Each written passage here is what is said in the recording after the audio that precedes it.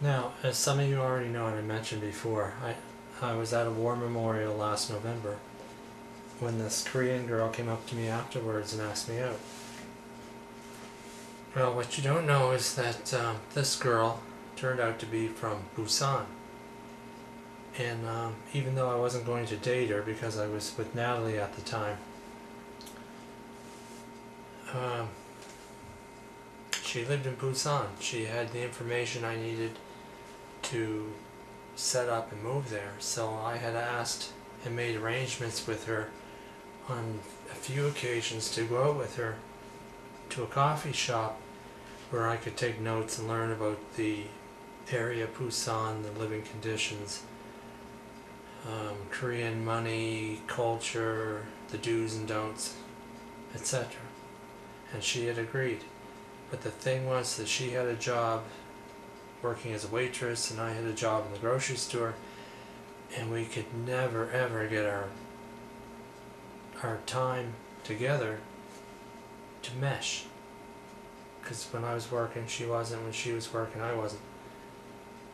But the deciding factor, because I realize now that Natalie has left me, I realize now that if I had been with this girl in these conversations, we could easily have hooked up. And I would be with her now, with Hemet. But just as we're trying to work out our conversation schedules at the coffee shop,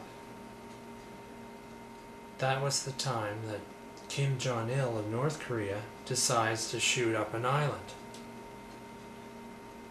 to, prove his manhood by murdering innocent South Korean people. And so, unfortunately for me and for her, and the situation now where I could have actually hooked up with this girl, her family lived near the North Korean border. So what did she do? After Kim Jong-il's attack, she had to go home to be with her family because she thought war was could occur at any time. And as a result, she walked out of my life and was gone forever. And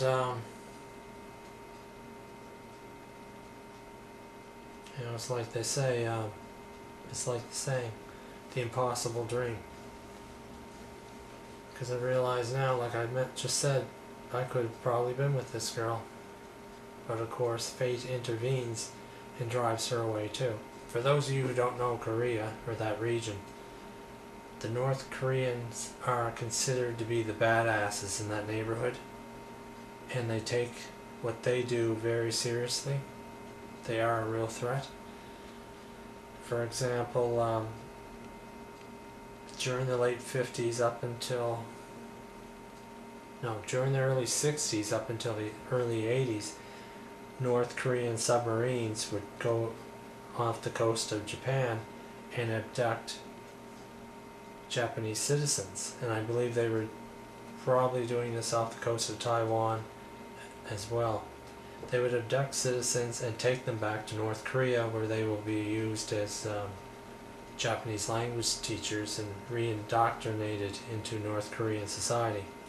Kim Jong-il is considered, or is placed by his handlers as a god, the replacer of God in that country. To Kim Jong-il for messing up my relationship and my possible really good hookup with this girl after I lost Natalie recently, this is for you, buddy. I owe you this one, you son of a bitch. Woo!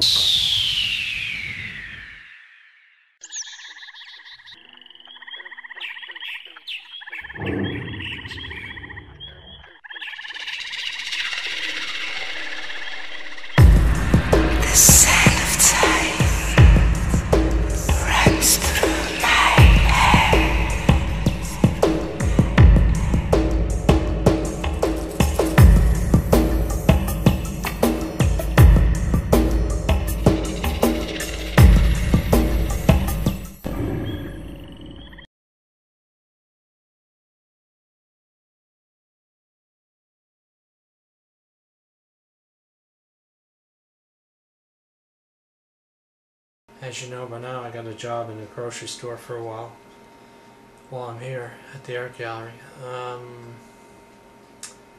walked around a corner one time in the grocery store out in the back area where the produce is kept, and I accidentally saw the produce manager yelling and cursing and swearing at a bag of turnips. For some reason he put the bag of turnips on top of his cart and it would slide off the side. So he must have told the bag of turnips to F off about 4 times. And one time the bag of turnips was moving off the cart and he lunged for it to grab it. And the turnips pulled him and the cart over. So I don't know what issues he has with his produce, but he treats them like they're human. But that's not as funny as the time I was with Natalie at this time, and I was unpacking tins of tomato juice, but I was, when I'm with her, I constantly think about her all the time.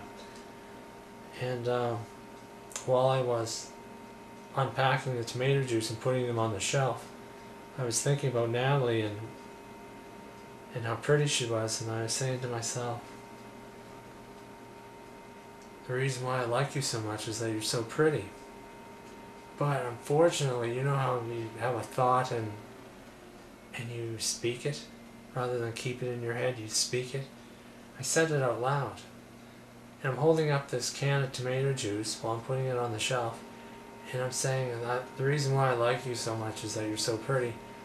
And wouldn't you know, just as I'm doing that, the manager is standing right beside me. He just came around the corner and he heard it. Well, the benefits are is I get free cups of green tea at work now. At work now, and all the time off I want.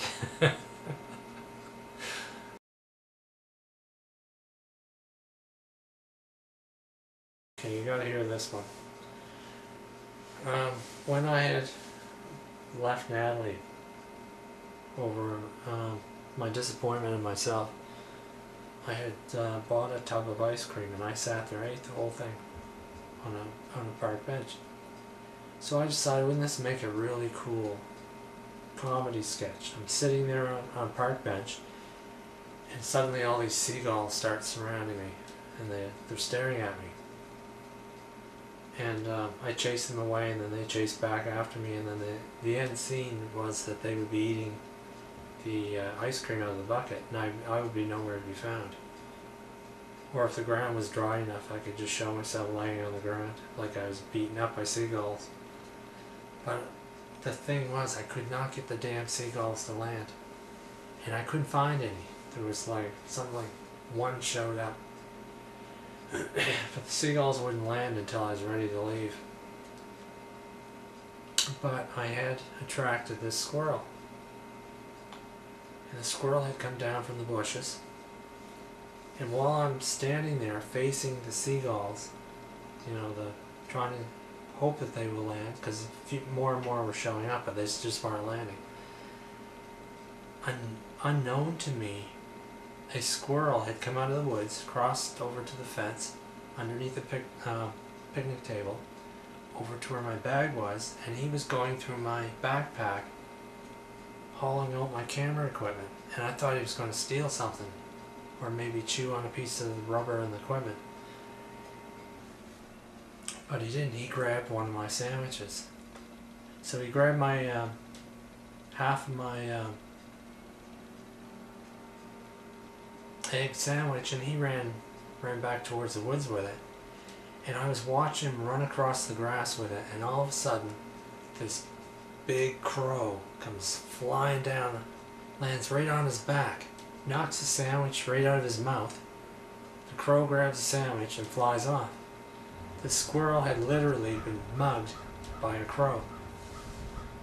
And the squirrel just stood there stunned. He's looking around the ground, hoping the sandwich was maybe had fallen or something, I don't know. But he took off back to the woods, and then he came back again. Hopped around the fence, came inside, and I guess he was looking for the other half of the sandwich, which there was.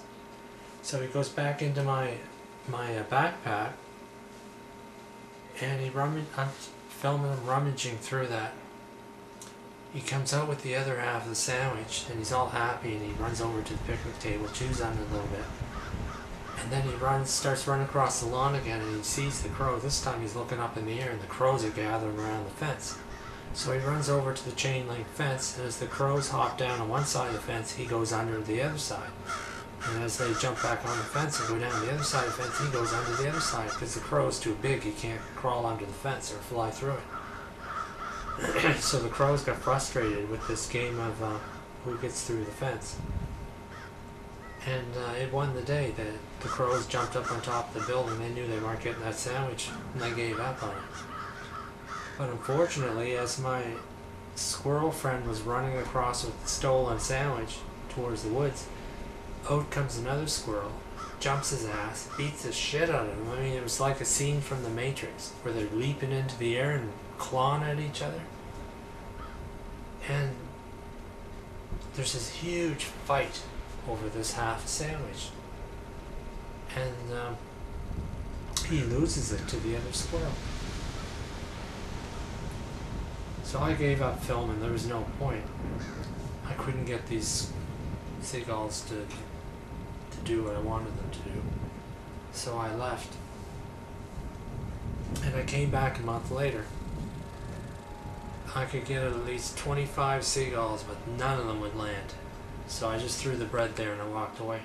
As I'm walking down the grass towards the path to head back out of the park, that same squirrel spotted me, and he came running over, and he was scampering around my boots, back and forth like a dog going in a circle pattern, because he knew that was the guy with the sandwich that he had stolen. So he climbs up the tree beside me, and he's staring at me, eye to eye level on the tree. And that's never put your face near a wild animal, because they want to indicate to you that they want food from you. They will bite you. It's not that they hate you or they're trying to kill you or angry at you in any way. It's just that a fairly tame animal, if it wants food from you, it will bite you. As a matter of, that's how they communicate with you. That's the only way they know, because they can't talk. And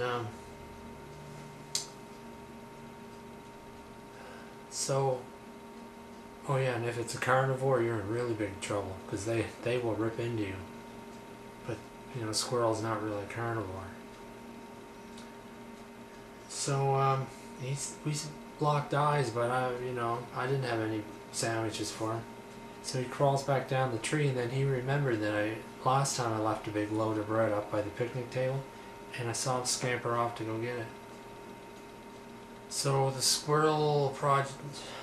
the seagulls eating out of the ice cream bucket project, well, there's snow on the ground now, and I just don't think it's going to happen. But it's an interesting story on the difficulties of trying to work with animals in film.